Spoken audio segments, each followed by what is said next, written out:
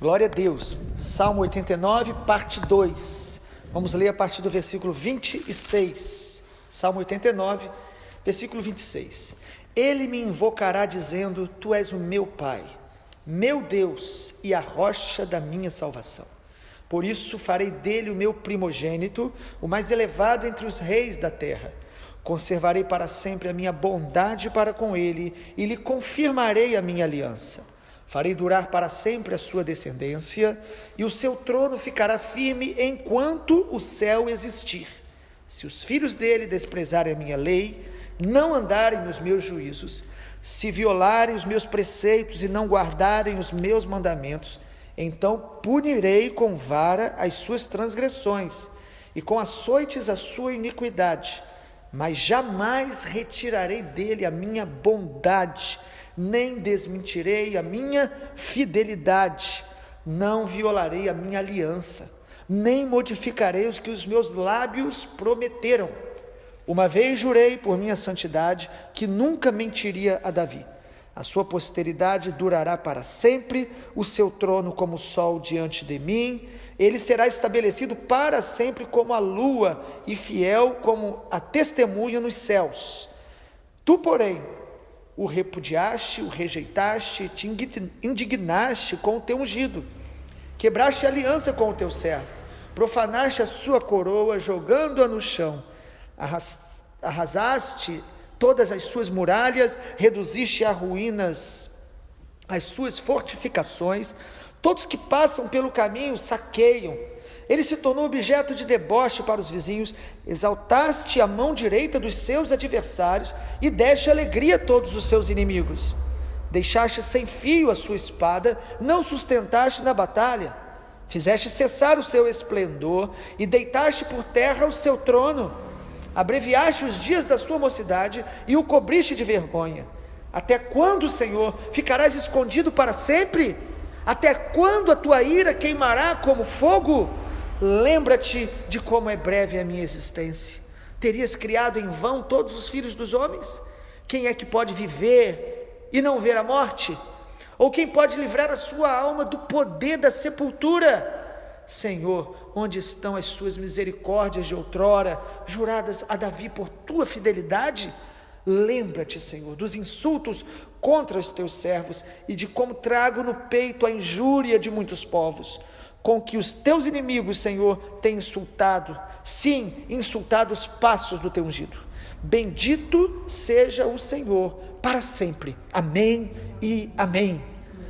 Falamos ontem, destacando que o Salmo 89, ele realça o amor de Deus. Um Deus que nos ama, porque Ele é amor, porque as suas misericórdias duram para sempre, porque Ele não nega a si mesmo. É a natureza de Deus nos amar. Por isso a Bíblia também diz, em 1 João 4, versículo 7, que nós devemos amar uns aos outros, porque o amor vem de Deus, e todo que ama é nascido de Deus e conhece a Deus. Quanto mais eu conheço a Deus, mais eu amo. Eu amo a Deus e eu amo ao próximo. E aí nós falamos ontem pelo menos 5 manifestações do amor de Deus. Quero compartilhar mais 3 para a gente concluir hoje o Salmo 89. Em sexto lugar, o amor de Deus se manifesta nos tornando seus filhos. O versículo de número 26, que nós lemos, diz assim: Ele me invocará dizendo: Tu és o meu Pai, meu Deus e a rocha da minha salvação. O contexto do Salmo 89, o salmista está dizendo que Davi foi um exemplo deste amor de Deus, um homem que Deus escolheu, separou, um homem que conheceu a Deus de tal maneira e amou a Deus de tal maneira que Deus o chama de homem segundo o seu coração. E Davi foi uma prova do amor de Deus na vida de uma pessoa, na vida de uma nação, porque Deus também o estabeleceu como rei por amor a Israel, e isso está no contexto do Salmo 89. Nós precisamos orar que Deus, por amor ao Brasil, levante governantes mais tementes ao Senhor. Essa deve ser a nossa oração. Quem quer que seja, que ganhe ou que esteja nos governos, que o temor do Senhor cresça no coração dos nossos governantes, por amor à nação brasileira. Deus levantou Davi. E uma das maneiras que Deus demonstra o seu amor por Davi é justamente tornando não só Davi, mas também a todos que creem em Jesus. O Evangelho de João, capítulo 1, diz isso a partir do versículo 8.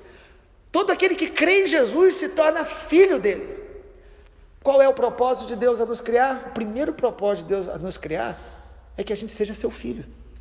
É que a gente seja adotado por Ele. Efésios capítulo 1. Ele nos adotou através de Jesus, nós nos tornamos filhos. Sabe o que é isso? É amor de Deus. Não é mérito nosso. O texto diz que Deus, Ele fala acerca de Davi no versículo 26, que Davi o invocaria dizendo: tu és o meu pai. Amado, uma das maiores manifestações do amor de Deus por nós, certamente é de nos tornar filhos. A maior manifestação do amor de Deus por nós foi ter dado o seu Filho, e após isso, foi ter nos tornado filhos de Deus. Como 1 João diz: amados, vede que grande amor tem nos sido dado pelo Pai, a ponto de sermos chamados filhos de Deus. Porque nós não estamos falando apenas de alguém que foi criado, uma criatura que apenas foi formada por um Deus impessoal, distante, apenas um Criador que decidiu criar pessoas, vida, mas nós estamos falando de um Deus que é amor, que é bom, que é misericordioso, e formou a cada um de nós, e antes da fundação do mundo, Ele decidiu que nós seríamos seus filhos. Relacionamento, intimidade, teríamos a sua essência, manifestaríamos a sua imagem e semelhança, teríamos o seu DNA espiritual. Se fizer um exame de DNA espiritual em você, vai dar: ele é filho de Deus, ele é irmão de Jesus, ele é irmão de Jesus. A Bíblia diz isso. Então isso é amor de Deus, de nos tornar filhos. Ele diz aqui que Davi vai o chamar meu Deus, minha rocha, mas antes de tudo, nós o chamamos de Pai. E essa é uma das grandes revelações que Jesus veio trazer. Jesus o tempo inteiro dizia que o nosso Deus, o Senhor, é o nosso Pai. Os islâmicos têm dezenas de definições sobre Deus, mas nenhuma diz que Deus é amor e nem que é Pai. Mas Jesus veio dizendo que nós temos um Pai que nos ama quando fazemos a vontade dEle. Ao mesmo tempo, no Evangelho de João, capítulo 6, Jesus fala para os fariseus: vocês são filhos do diabo.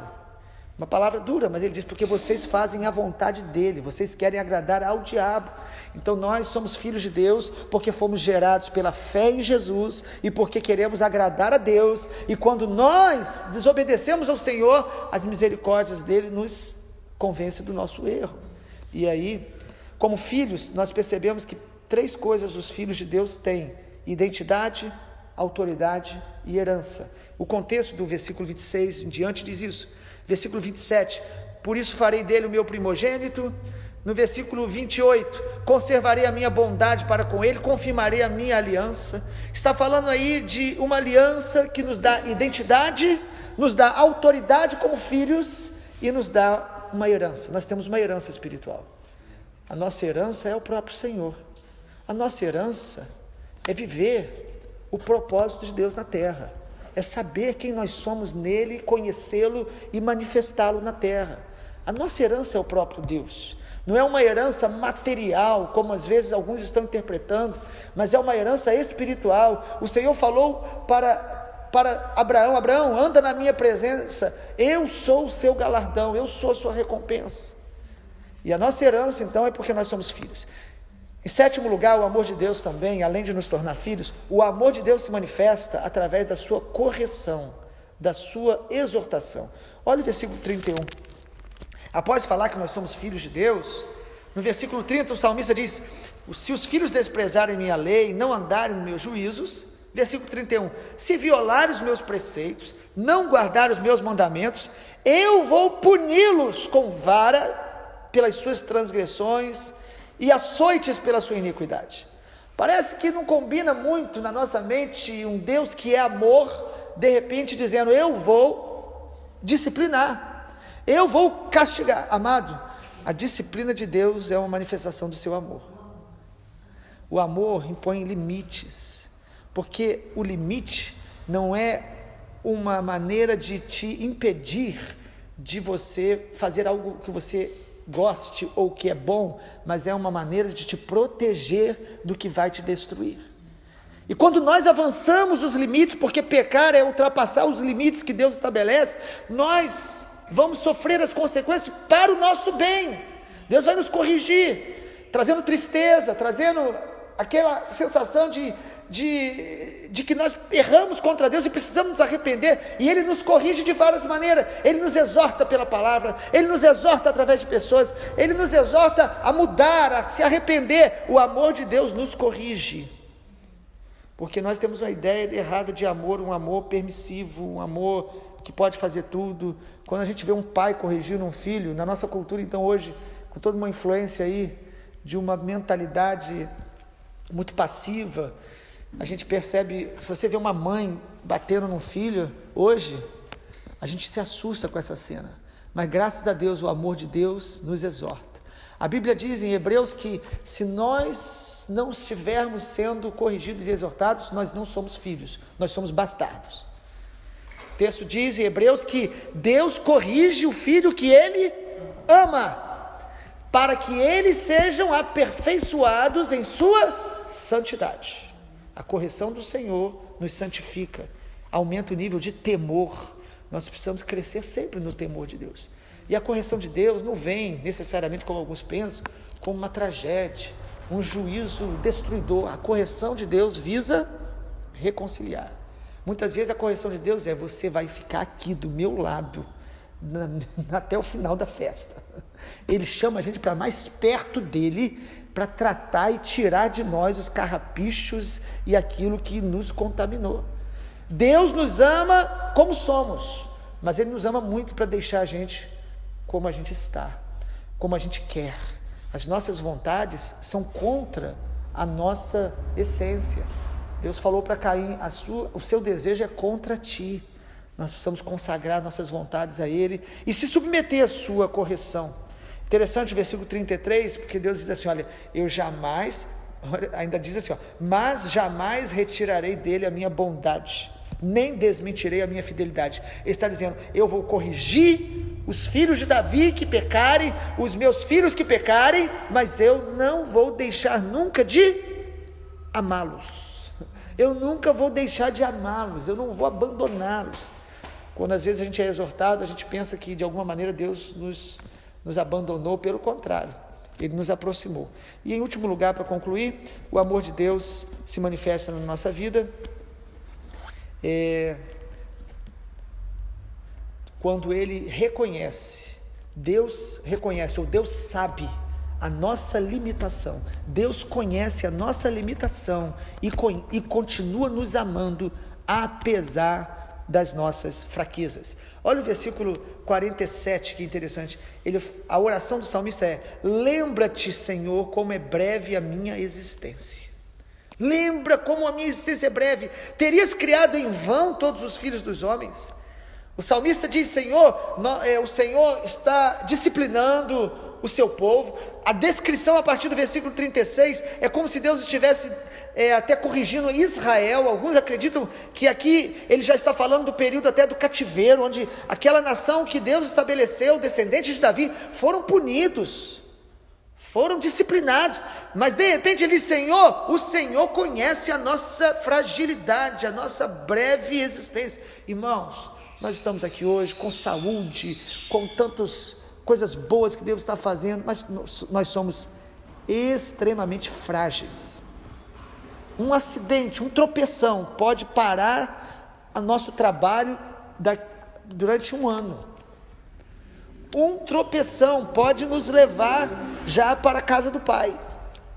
Todos nós somos muito frágeis, e Deus é tão amoroso, que Ele sabe da nossa limitação, sabe da nossa fragilidade, mas continua nos enchendo da sua graça, nos chamando para nos usar, tendo misericórdia de nós, uma misericórdia que se renova a cada manhã, e que deveria nos fazer mais dependentes dEle, mais gratos a Ele, mais cheios de anseio de fazer a vontade dEle. Deus conhece a nossa limitação e a nossa fragilidade, e nós devemos também, por amor, respeitar a limitação e a fragilidade uns dos outros. Às vezes nós queremos que pessoas nos dê coisas que elas não dão conta, não tem condição. E isso é falta de amor. Quando nós amamos, nós percebemos o limite do outro. Deus nos ama tanto que Ele conhece a nossa fragilidade, Ele conhece os nossos erros, Ele conhece o nosso pecado antes da gente pecar, e Ele nos ama, e nada nos separará do amor de Deus que está em Cristo Jesus. Nada! O que Deus diz então, através do Salmo 88, para todos nós, 89 melhor, Ele está dizendo o seguinte: eu amo o meu povo, eu amo os meus ungidos, eu amo aqueles que se aproximam de mim, e eu vou manifestar o meu amor de todas as maneiras, todos os dias. Você está respirando porque Deus te ama e a misericórdia dele se renova. Você vai dar passos hoje porque o amor de Deus está em movimento sobre a tua vida, porque a graça dele é melhor do que a vida, e as misericórdias são a causa de não sermos consumidos. Vamos orar para que a gente reconheça esse amor de Deus, não apenas na nossa mente, mas que a gente possa confiar neste amor, corresponder ao amor de Deus, o amando e amando uns aos outros. Essa é a essência dos filhos de Deus, eles amam. A Bíblia diz: agora permanecem a fé, a esperança e o amor, porém o maior destes é o amor. 1 Coríntios 13. Tem horas que nós vamos ter fé e Deus vai fazer milagres, operar grandezas. Tem horas que nós vamos ter esperança e Deus vai mudar situações. Mas tem momentos na nossa vida que nós vamos ter fé, nós vamos ter esperança e nada vai acontecer. E sabe o que nós vamos precisar fazer?